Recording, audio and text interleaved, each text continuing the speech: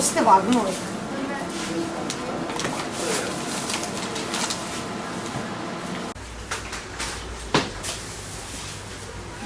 Koji je to mali dio, jel? Okay.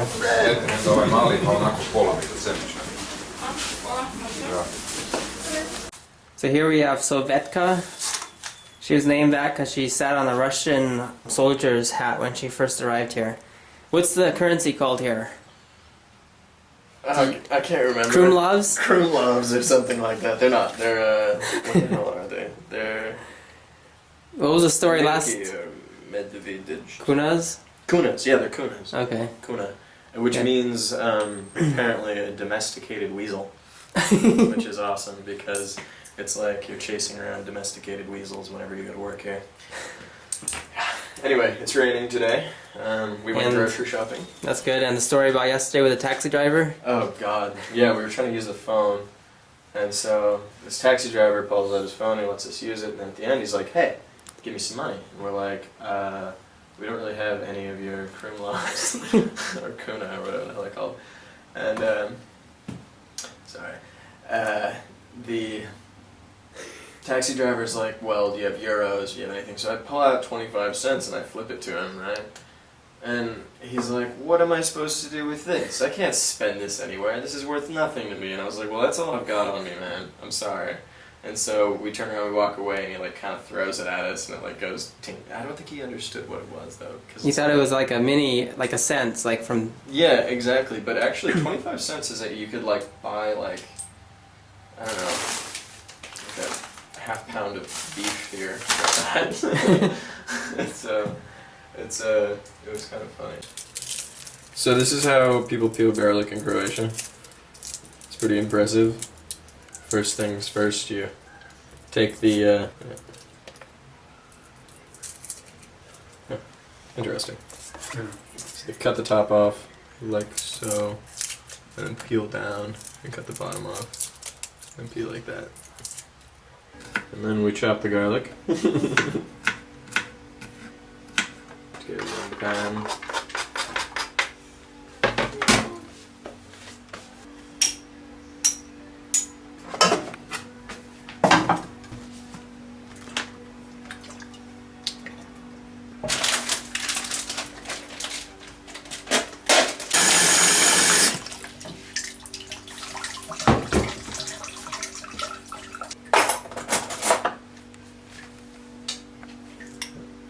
So, a couple of tablespoons of salt into the water.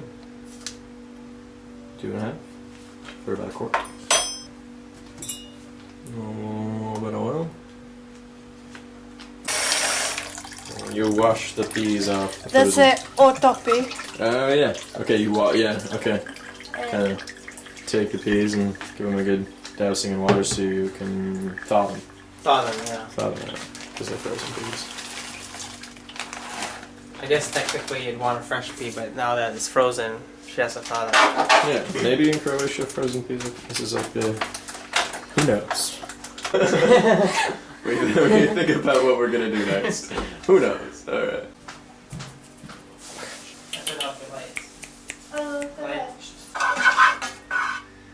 So, kind of put the oil in and then let it warm up and get the oil nice and garlicky. So next we add the peas.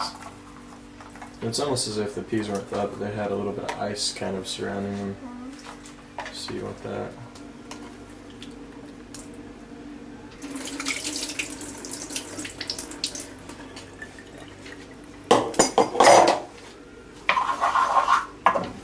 First with the spices. What is this? Vegeta. Okay, vegetable base, some sort of a vegetable bouillon, I believe. So we throw that in the water. Yes. Okay, add that to this one. So we're probably doing 2 different pots, one for Jason, one with the meat and one with that, so that we can separate it for Jason later. Otherwise, I'm thinking they would probably all in the same. Well, maybe not. Pepper. Rosemary. Rosemary. How do you say that in Croatian? Rosemary. Rosemary? It's the same. And then we have... Oregano. Chile. Oregano. Okay, okay. Yum. Pepper. You have pepper. Paprika. Paprika. Okay. That's a very pretty color. Cook it for a while. Good angle right there. Yeah. 4 seconds. So yeah, this is our delicious Croatian vegetable base. What we're using in the Vegeta. with the Zagreb. It's Oh, delicious. Vegeta. Vegeta. Our delicious Croatian vegetable base, Vegeta. Oh, Vegeta. Vegeta. Vegeta. Vegeta. It's the same thing. Vegeta! The wonderful vegetable base from Croatia. Used in all pea dishes here in Croatia. Ooh, that looks good. Next, it looks like there's a sort of tomato paste that's added, or paste sauce. Mmm. Mm-hmm.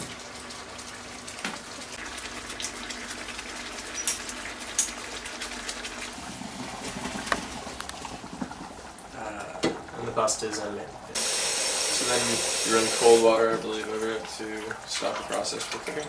So add a little bit of tomato paste to the water, and Yes. we're gonna make some soup. Rajčica. Huh? Pasta. Pasta. Pasta. And then- Voda. Mm-hmm. Vegeta. And we add more veggie. Yeah. I'll have to bring some of that back. Pepper. Yes. What kind of pepper is that? Chili? I'll keep that there. Cool. So after adding a little bit of tomato paste and some more vegetable base and a little bit of salt and pepper, she adds in the ramen noodle or a Croatian ramen soup. Dogovoreno. Je, tako. Ajde, a kaj trebate zovite? Moje ime je Okay, everyone. It was nice to meet you. It was nice to meet you too. Delicious meat sauce made in Croatia out of Croatian materials, ingredients. Looks wonderful. Look at this right here. Okay. Pasta, peas, and a meat dish. Thanks very much. Thank you. You never guess which aircraft was it. What? Cessna Army were not homogeneous. They were full of various nationalities, various faiths, everything. Basically, it's Yugoslavian, small Yugoslavia. This is our little airfield. Okay. And it's aerodrome. Yes. Super eagle in front of it. That's so cool. It's just like Full of weapons. full of weapons. Everything. Wow. The last flight from Zagreb to Belgrade, back in... There were 5 people on board and about 5 tons of ammunition. That is a sweet camera. I've used those before. Those are yeah. so much fun. Of course. They do. Like, I don't know, how many frames per second can you get with that? Currently about 20. 20 frames a second, that's insane. Currently. From this angle, because I have a lot of backlight. But it was very fun, very much fun. We used to, our record from 11,000 feet down to sea level, okay, not sea level, 400 feet here, Yeah. in about less than 3 minutes. Wow. Huh.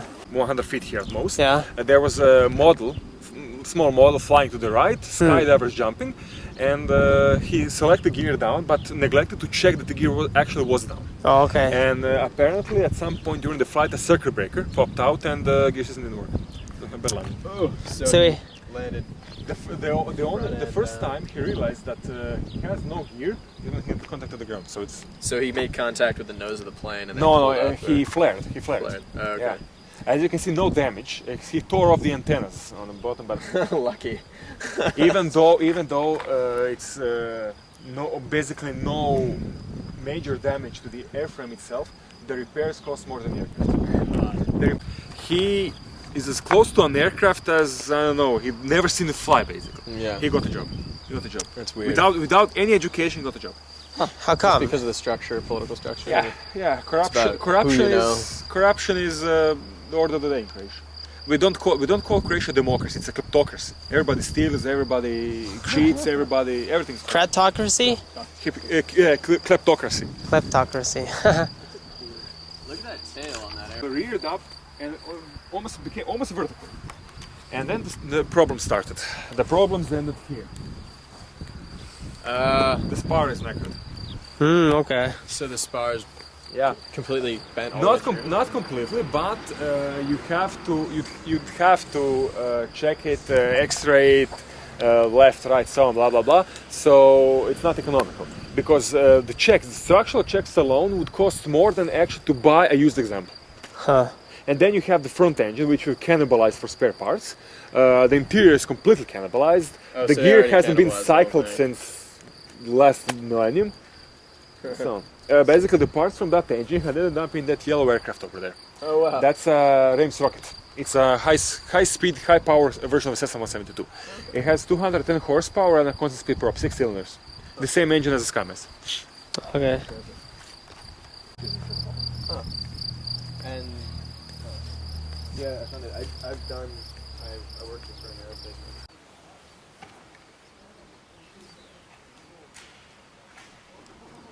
50 or 60 kilometers of tunnels now.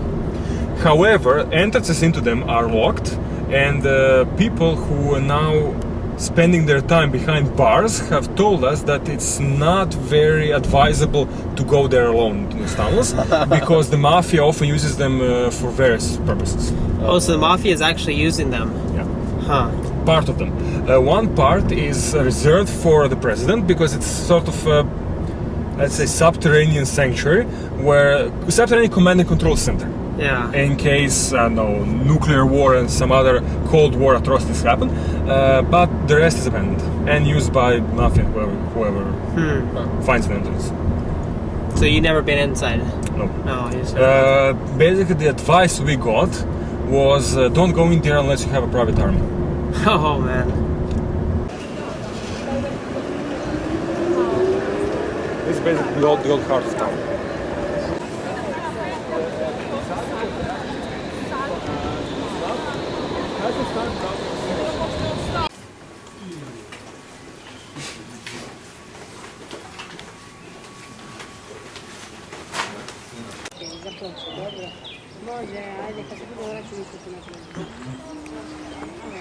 So what's like a major like That's where we stayed here. agricultural product that they make here? Is it great? Wait. Like, If what European manufacturers configure this logo.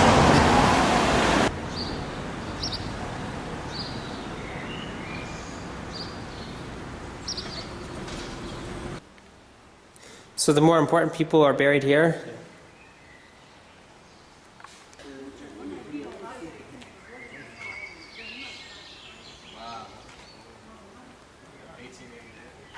for a while, there'd be like it'd just be a big patch of. No, they're the stewards of the stewards, we call them stewards of the graveyard. They sometimes prune it a bit, clean it up, but Looks yeah, nice. there's a limit to what they can do. Yeah. You see, for example, a lot of people here are many people here buried are buried from World War II. For example, look, 1944 to 1944. Yeah. There was in eastern Croatia. There was a huge concentration camp called Jasenovac. So that was a baby. Yeah, in Jasenovac, it's not probably not from Jasenovac. Zagreb was also shelled. There was all battles for Zagreb and so on. Yeah. But for example, that concentration camp, there were I think 80,000 people killed in it, including a lot of children. Yeah. Wow. Wait, that was in 44? Between 1942 and 1944 was the concentration camp. No, 45. In what city?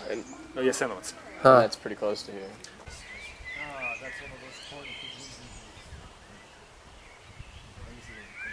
Mid-90s from the war. Your dad was killed in the war? No, he's still alive. He was too old to fight then. But my sister is now in Fort Worth. Fort Worth. Where's Yeah. that? Dallas. Oh, Fort Worth. And then this is basically where they put people.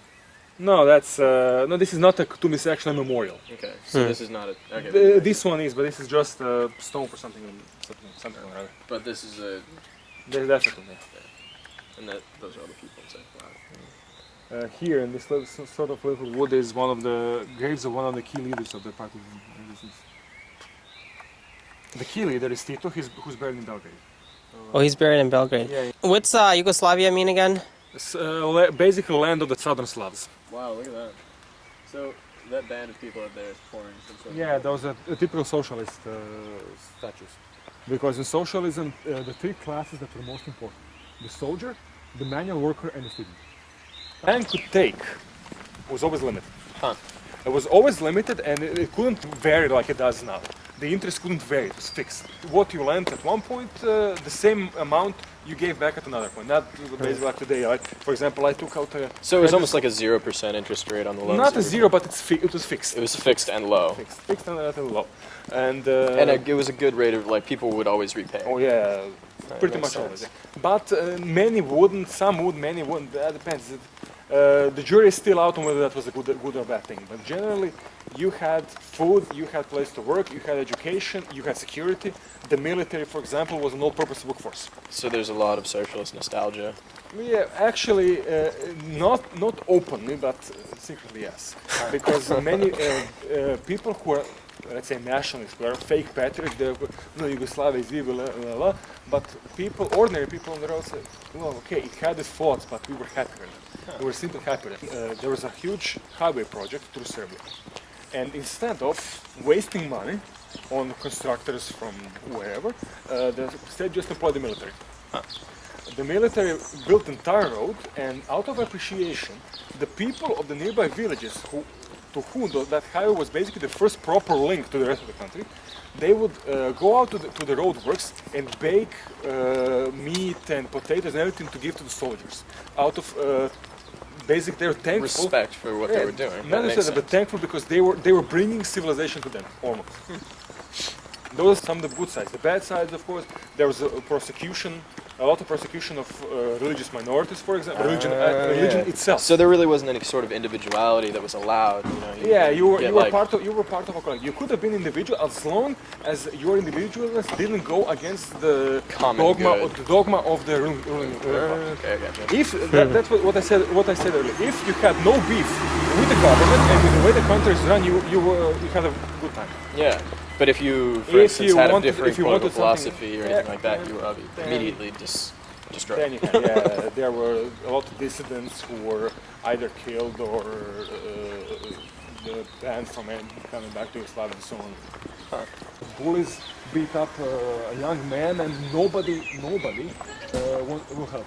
Small airfields in Croatia to small airfields in Slovenia. We have to fly to a major airfield, to have our passport stamped, fly to a major airport or any other point of entry in Slovenia, have our passport checked again, and then we can go flying normal.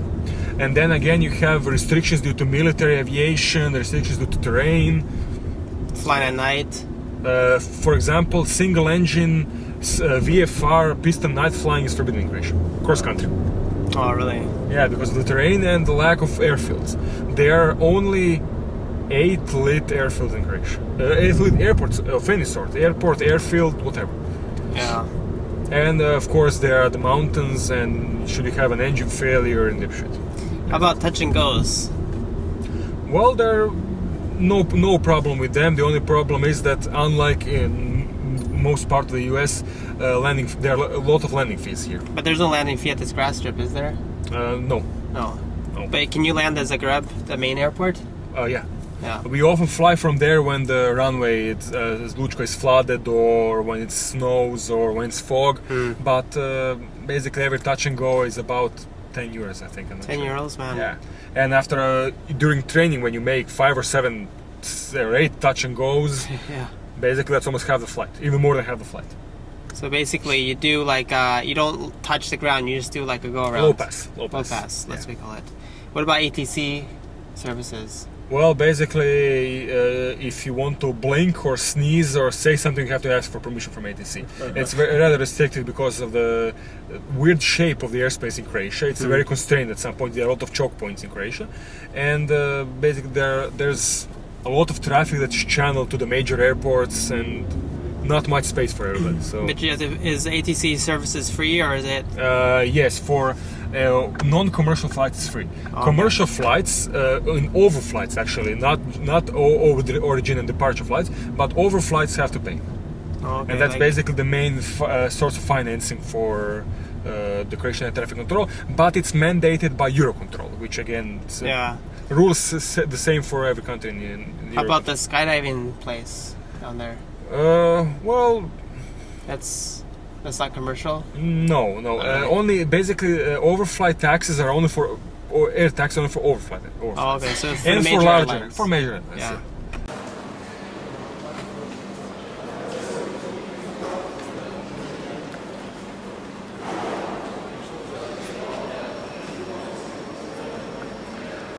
cut the audio from that.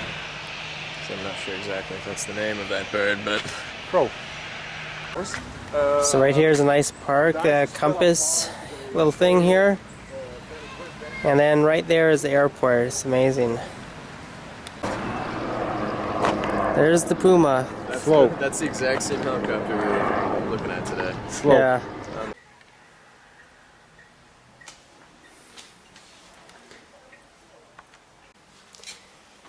What's the name of this in Croatian? Palacinke.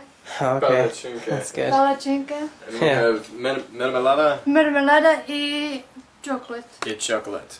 Oh, okay, Nice. nice. So Very delicious.